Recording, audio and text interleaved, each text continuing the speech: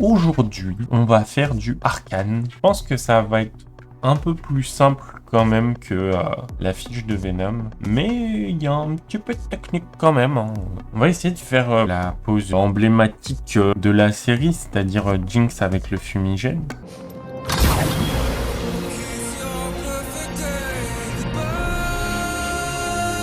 Et ça va être assez cool. Elle est complexe dans sa simplicité.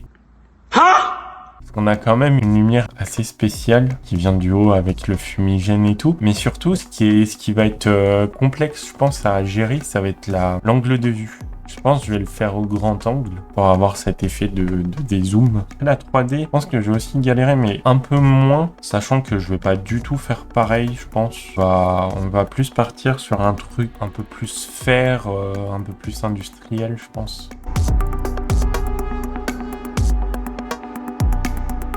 J'aurais bien aimé être proche du sol.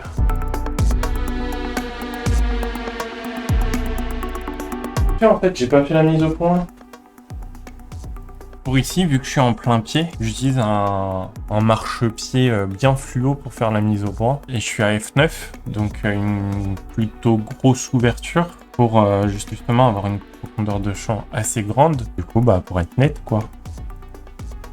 Oh putain, c'est net, trop bien. Je vais vous expliquer le logiciel que j'utilise, donc qui est Digicam Control, qui est un logiciel en fait où vous pouvez brancher votre appareil photo à votre ordinateur. Du coup, le logiciel peut prendre le contrôle de mon appareil photo et donc activer le live view. Après, je peux le contrôler depuis mon ordinateur et c'est plutôt cool pour les autoportraits. Pour les shooting modèles, je suis pas sûr que ce soit très agréable parce que vous avez votre modèle qui est sur le fond et vous derrière votre écran. Et aussi, vous n'êtes pas obligé de mettre le live view. Vous pouvez juste simplement utiliser l'appareil photo normalement et voir les photos apparaître sur l'écran. Donc c'est ce qu'on appelle un shooting connecté. Et ça, c'est plutôt sympa pour les prestations. Plutôt sympa comme logiciel, c'est open source, donc complètement gratuit. Et il est plutôt très efficace. Ok.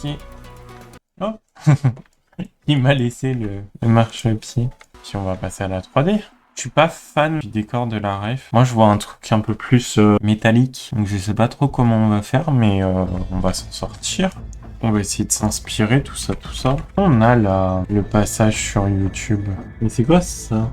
Mais ça fait très métallique comme je pensais. On est d'accord, elle est en haut d'une sorte de tour. Y a pas full de ref, hein. On a une rambarde pétée.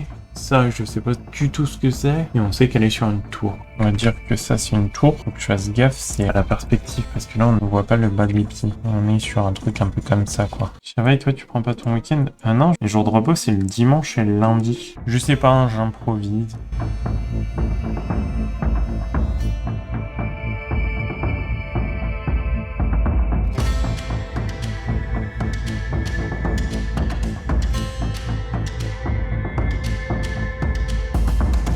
C'est stylé ça. Alors, c'est pas du tout le même délire, mais peut-être en faire quelque chose. Moi j'aimerais bien voir que cette partie-là.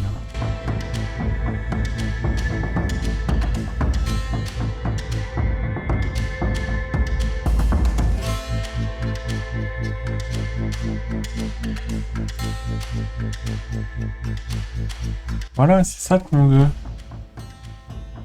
Je sais pas ce qu'on pourrait mettre derrière. En vrai, pas grand chose, hein. Là, je pourrais dire c'est bon, c'est fait. Bon, la lumière est pas bonne et tout, mais en vrai, ça peut le faire. Faut que je descende le tout.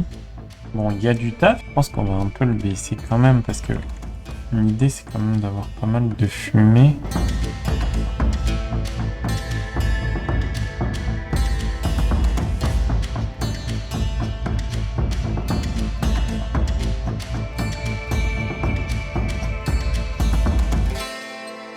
Bah non, pourquoi tu fais ça?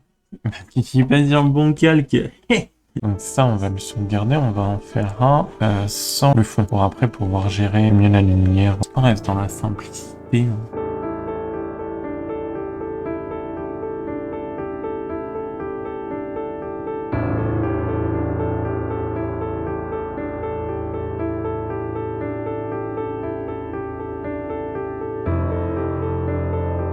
On va faire la sulfateuse.